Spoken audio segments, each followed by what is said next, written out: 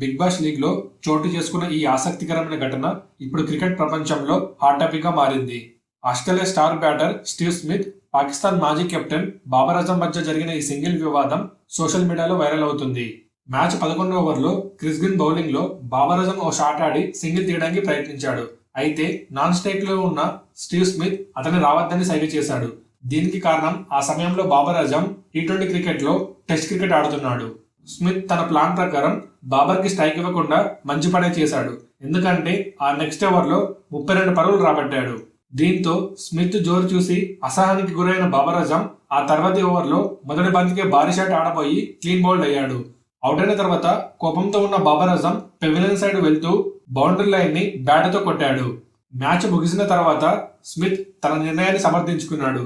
ఎందుకంటే తాను చేసిన 32 పరుగులు చాలా విలువైనవి కాబట్టి.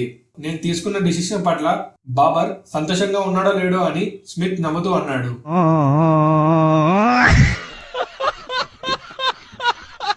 దీనిపై మీ ఒపీనియన్ ఏంటో కింద కామెంట్ చేయండి.